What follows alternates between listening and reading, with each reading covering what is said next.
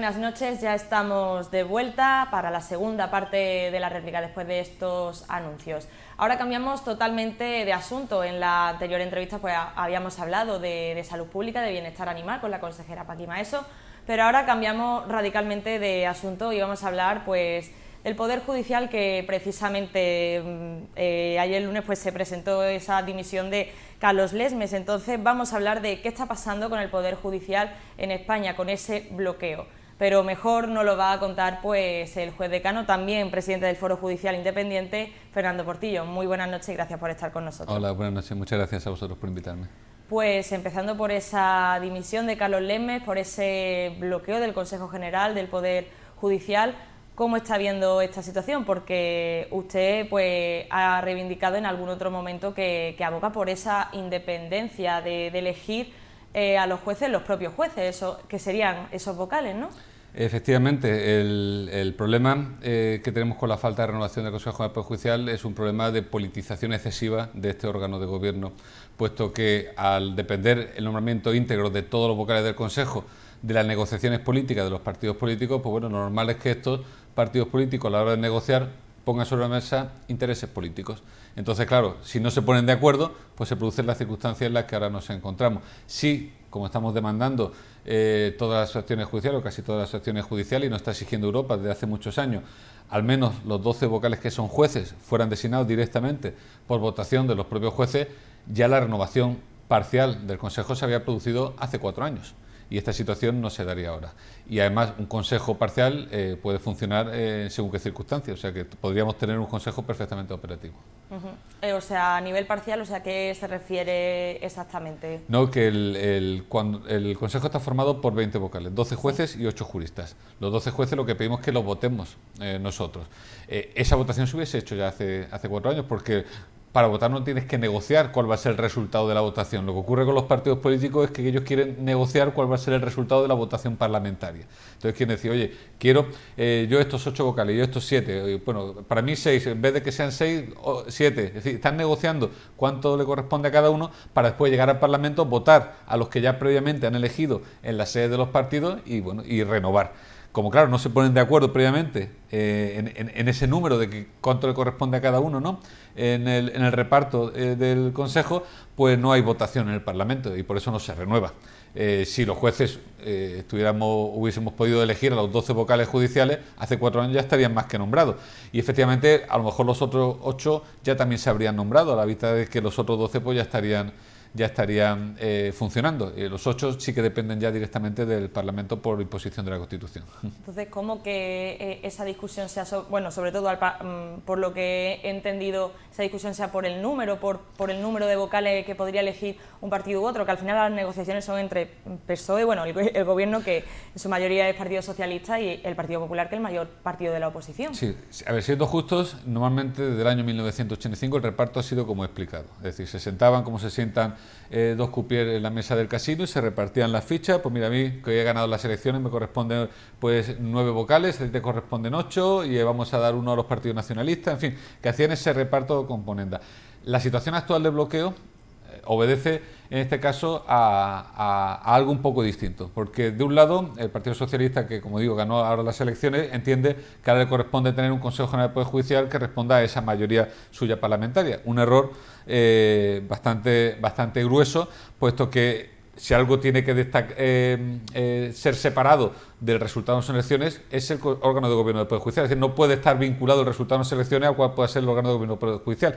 De hecho, ya lo advirtió así el Constitucional en el año 1986, que validó este sistema, pero dijo, ojo, con la condición de que no repartáis los vocales según cuotas de representación parlamentaria, que es lo que viene siendo ahora. Y por otro lado, ahora el Partido Popular lo que está diciendo es que, bueno, que él quiere renovar, pero que lo hace con la condición de reformar el sistema.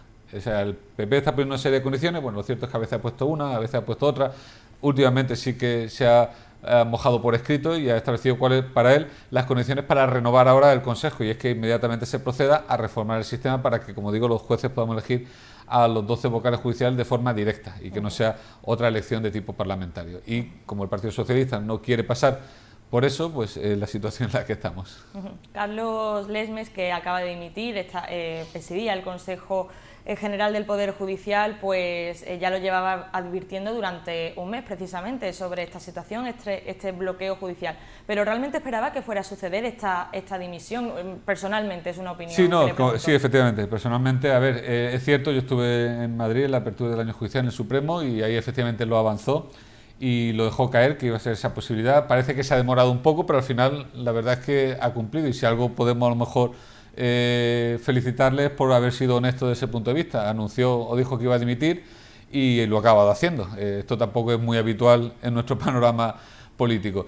Dicho eso, la verdad es que es una dimisión un poco sorprendente, no por anunciada, sino porque al final nos encontramos a toda una autoridad del Estado español, la cuarta autoridad del Estado español, que está dimitiendo no por resultado de su propia gestión, sino por lo que hacen o dejan de hacer otras personas. Normalmente cuando uno dimite o renuncia es por algo que ha hecho o dejado de hacer, pero él ha dimitido por lo que no hacen los partidos políticos, que es renovar el Consejo. Entiendo que lo hace como un gesto para intentar de alguna forma remover la conciencia de los partidos políticos, a ver si así los espolea a llegar a un acuerdo. Pero claro, es una esperanza que puede o no cumplirse. Exacto, justo le iba a preguntar eso, que no sé si cree que podrá servir como una especie, un tipo de presión a los partidos políticos para que al final se sienten de verdad. Bueno, ya ha habido unas reuniones, pero la voluntad real de cambiar algo, de que salga esto adelante, o de que, no sé, claro, posiblemente pueda haber alguna reforma. Claro, la voluntad real de cambiar esto, de renovar el Consejo, de reformar, como digo, el sistema de selección depende enteramente de los partidos políticos. La dimisión del Lesmes no añade ningún argumento más o menos a los partidos políticos respecto de estos argumentos que tenían antes. Es decir, como he dicho, el Partido Socialista, que entiende que debe tener un Consejo que sea más acorde, ¿no?, a la mayoría parlamentaria actual, y el Partido Popular, que dice que bueno, que espera, pero vamos a reformarnos o vamos a asegurarnos que reformamos el sistema. Estos argumentos no cambian por el hecho de que Lesmes haya dimitido. Por eso digo que se trata, sobre todo, entiendo, de un gesto dirigido a servir de revulsivo, ¿no?, para ver si los partidos políticos pues se sienten así llamados debido a la magnitud, ¿no?, de lo que ha hecho, ¿no?, que es algo que nunca se ha visto en España, ¿no?, que renuncie un presidente del Consejo General del Poder Judicial, pues, como digo, debido a la magnitud del gesto, pues a ver si efectivamente se conciencian de que es necesario dar paso. Pero claro, como digo, seguridad no hay ninguna, porque al final no añade nada a los argumentos de las partes esta dimisión, y bueno, si ellos insisten en mantenerse en sus posturas, pues seguiremos sin renovación. A pesar de esta dimisión, el bloqueo judicial, por así decirlo, continúa. ¿Qué puede pasar o cuánto tiempo puede durar este bloqueo? ¿Cómo se puede gestionar ahora esto, que ha habido una dimisión del presidente del Consejo General del Poder Judicial? Bueno, vamos a descubrirlo todos en breve, porque, como digo, una situación que no se había dado antes, y ahora hay, dentro incluso del seno del Consejo General del Poder Judicial, discrepancias jurídicas acerca de quién debe sucederle. En principio, bueno, hay un vicepresidente que habría de colocarse en la situación de presidente, pero bueno, hay vocales del Consejo que entienden que debe ser el vocal más antiguo de entre ellos, ¿no? En fin, a fin de cuentas, para hacer la cosa todavía más interesante, resulta que el vicepresidente, el que debería, ¿no?, ser según el presidente saliente, es, por decirlo así, fue vocal propuesto por el Partido Popular, y el que es el más antiguo de entre los vocales del propio Consejo fue propuesto por el PSOE, con lo cual volvemos otra vez a tener una batalla ideológica dentro de un órgano que debería estar totalmente alejado de estas componendas. No se sabe, lo ha comentado, que como es la primera vez que sucede una cosa así en el Poder Judicial español, pues hay unos grandes interrogantes, pero no sé si incluso con este suceso que no ha ocurrido anteriormente, podría haber alguna posibilidad de que se reforme ese modelo de elección de los vocales del Consejo General del Poder Judicial. Es una exigencia de la separación de poderes, de la lucha contra la corrupción y de la independencia judicial, que nos viene así exigida, como digo, desde Europa. Tanto del ámbito del Consejo de Europa, se ha pronunciado así en ese sentido la Comisión de Venecia, el Consejo Consultivo de Jueces Europeos, el Grupo de Estados contra la Corrupción y el propio Tribunal Europeo de Derechos Humanos. Pero también dentro del ámbito de la Unión Europea se han pronunciado en este sentido tanto el Tribunal de Justicia de la Unión Europea como la Comisión Europea. Es decir, que son exigencias, peticiones que van haciéndose a España desde hace muchos años y que no se cumplen. Así que sí que es necesario reformar el sistema, pero la mejor prueba de que es necesario es la situación actual. Es decir, cuando se ha dejado la renovación íntegra del Consejo en manos de negociaciones políticas, se pueden producir estas situaciones de bloqueo. Si mañana se renueva el Consejo sin reformar el sistema, se podrá producir nuevamente esta situación dentro de 5 años. Y si se renueva con la promesa de reformar el sistema y esa reforma no llega finalmente a suceder, pues estaríamos en esa misma tesitura. Es decir, el problema actual es que se ha dejado en manos de los intereses puramente políticos la renovación de un órgano de la importancia del Consejo General del Poder Judicial. Y esto, pues bueno, está saliendo ahora a la luz esa deficiencia, pero bueno, llevan muchos años denunciándose por parte de Europa y, como digo, la mayoría de las asociaciones judiciales llevamos pidiendo desde hace mucho cambio de sistema. Ha mencionado la Comisión Europea, que es verdad que ha pedido en reiteradas ocasiones de que haya algún cambio, y precisamente en una noticia del año pasado en El País pues hablaba de que Bruselas sugiere que se siga con unos estándares europeos. Pone entre comillas, y por ejemplo, que al menos la mitad de los miembros de esos vocales sean elegidos por los propios jueces. Habla de la mitad, no sé si... Al menos la mitad, dice. Al menos la mitad, claro. Sí. Como he dicho antes, son 20 los vocales que componen el Consejo, 12 jueces y 8 juristas que no son jueces. Entonces lo que pedimos es que los 12 jueces podamos elegirlos nosotros, que somos jueces. Es decir, que elijamos directamente a quienes de nosotros van a formar parte del Consejo General del Poder Judicial. Y los otros 8 magistrados, perdón, los otros 8 juristas no, que se han elegido como está siendo ahora, ¿no? Por el Congreso, un sistema mixto. Eso efectivamente es cumplir con estándares europeos.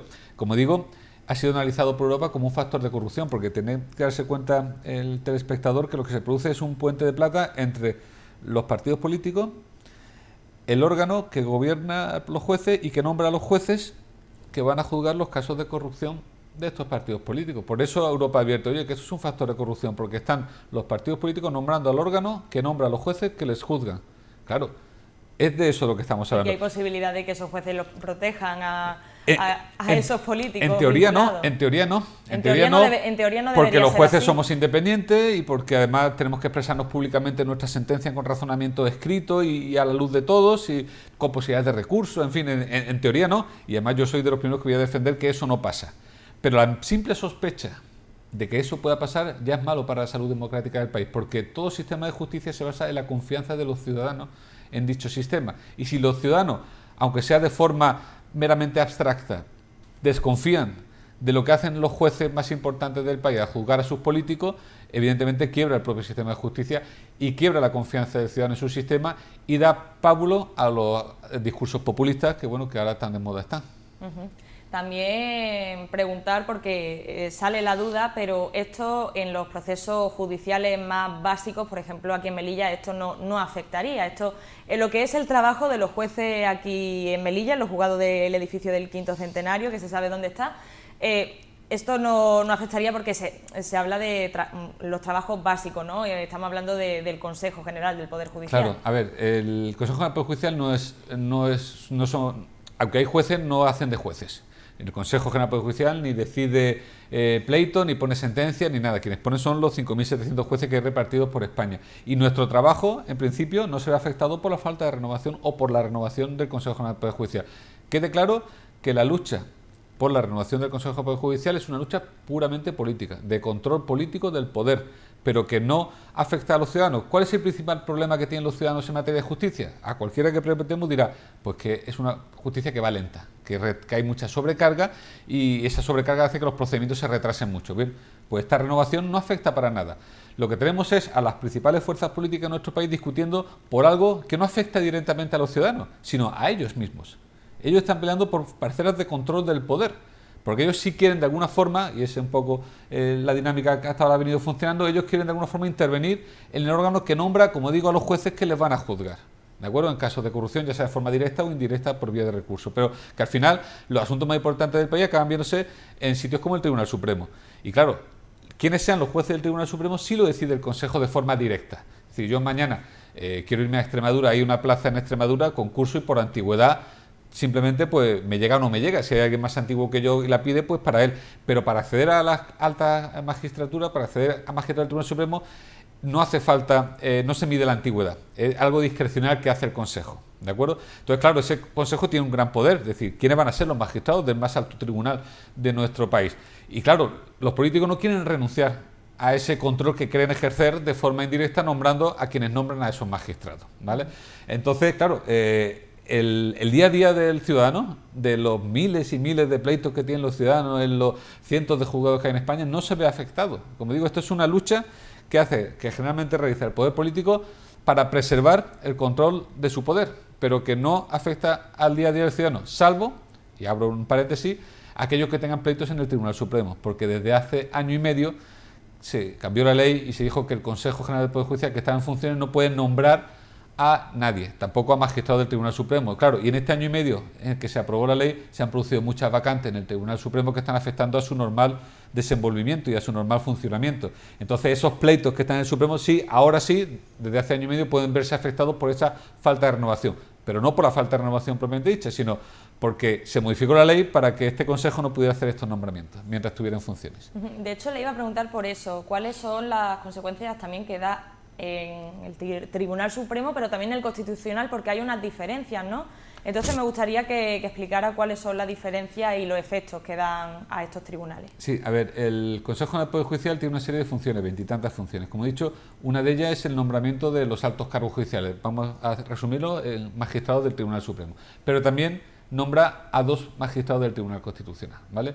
Entonces, ahora que también lo habrán leído alguna vez los telespectadores, los medios y demás, hay también un conflicto con ellos. ¿Por qué? Porque, como he dicho, el Consejo no podía hacer nombramientos, no puede hacer nombramientos desde hace año y medio, pero desde hace unos meses la ley han vuelto otra vez a cambiar, es decir, han reformado la reforma legal para permitirle al Consejo sí hacer un nombramiento específico, que es precisamente esto, el de los 2 magistrados del Tribunal Constitucional. El problema es que ahora el Consejo, que tiene que hacer ese nombramiento, porque ahora ya puede hacerlo, no se pone de acuerdo en cuáles son esos 2 magistrados. Está bloqueado, la cosa es que sigue todo... Ellos ahora sí tienen la posibilidad de nombrar a los 2 magistrados del Tribunal Constitucional, pero no se ponen de acuerdo, porque las mayorías que son necesarias dentro del Consejo para nombrar a los magistrados del Tribunal Constitucional exige que haya acuerdo entre los 2 bloques ideológicos del Consejo, por decirlo así. Y bueno, pues ahora mismo no se produce ese acuerdo. Desde el Foro Judicial Independiente, el que preside, pues se ve en la página web, en los comunicados que tienen, pues que se exige esa independencia para que sean los jueces los que elijan a otros jueces y que estáis desvinculados con las formaciones políticas y queréis que ese poder judicial pues esté desvinculado de los partidos políticos. Quería preguntarle, aunque me ha contestado un poco anteriormente, si se ha visto este poder en general, y también voy a decir que sí hay jueces que ponen por delante, a día de hoy, la política antes que esa imparcialidad, que muchas veces es difícil aplicarla, pero si está por delante esa más bien voluntad o interés político que esa imparcialidad. A ver, una cosa que quiero dejar muy claro es que los jueces somos independientes en el ejercicio de nuestra función. Nadie puede descolgar un teléfono, llamarnos y decirnos lo que tenemos que hacer.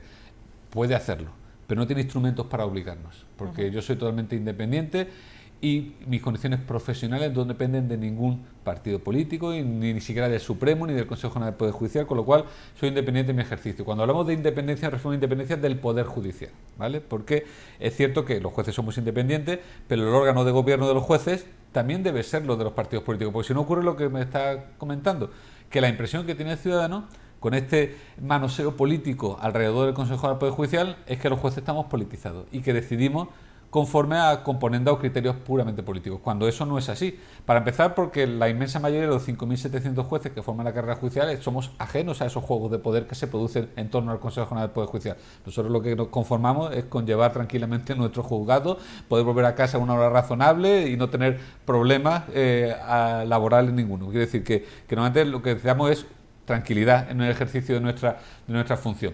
Pero es que incluso aquellos jueces que por pertenecer por ejemplo al Tribunal Supremo que sí se ven envueltos, ¿no?, en esta lucha política, ¿no?, por el Consejo General del Poder Judicial, también ellos son independientes, y los jueces que estamos en Melilla, en cualquier otra ciudad de España, no respondemos ante esos jueces del Tribunal Supremo, ¿de acuerdo? Ellos revisan nuestros asuntos, pero no son nuestros jefes.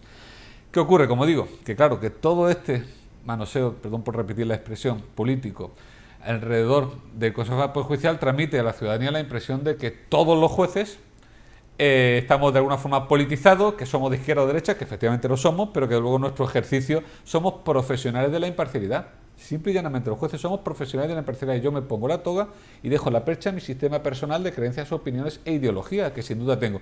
Primero, porque no me hace falta en el 99% de los casos para resolver, porque lo que resuelvo son cuestiones de hecho y de derecho que nada tienen que ver con las izquierdas ni con las derechas. Pero es que cuando eventualmente uno pudiera verse más o menos relacionado con un tema ideológico, como digo, nosotros somos profesionales y lo que hacemos es aparcar ese sistema nuestro y nos ceñimos a los hechos que se nos presentan y al derecho que se nos puede aplicar. Eventualmente puede haber algún compañero que no haga eso, que no haga ese esfuerzo intelectual de apartarse, pero será simplemente un mal profesional. Y los malos profesionales no definen a una profesión, definen a ellos mismos. Hay malos profesionales en todas las profesiones. Dentro del periodismo también lo hay, o sea que no podemos jugar precisamente a un sector. Yo tengo una alta concepción de mis compañeros porque esto es una profesión muy vocacional, uno se mete en esto porque de verdad, si atendemos a la estadística oficial, los datos oficiales del Consejo General del Poder Judicial, la primera razón por la que un juez se hace juez, ¿de acuerdo? Porque cuando apruebas las oposiciones, vas a la escuela judicial, te hacen una encuesta, pues yo, después de 25 años haciendo encuesta del Consejo General del Poder Judicial, ha extractado como primera causa por la cual los jueces no somos jueces que nos gusta el derecho. Y la segunda, que nos gusta el ejercicio independiente del derecho. Es decir, esto es muy vocacional.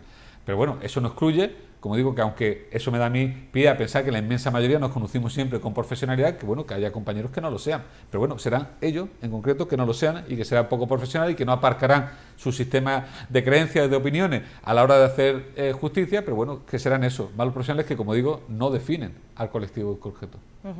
Pues no tenemos más tiempo. Fernando Portillo, juez decano y también presidente del Foro Judicial Independiente, muchísimas gracias por darnos estos minutos para poder preguntarle pues, por este asunto que a veces parece que resulta un poquito complejo de entender, así que muchísimas gracias por estar aquí en la réplica. A vosotros, muchas gracias. Y como siempre, muchísimas gracias de nuevo por confiar en la réplica de Popular Televisión Melilla. Aquí ya sí que concluimos el programa de este martes 11 de octubre, pero les esperamos el jueves, dentro de 2 días, con la tertulia. Y bueno, pues también desear que mañana miércoles, que es festivo, pues que pasen un buen día y muy buenas noches. Hasta el jueves.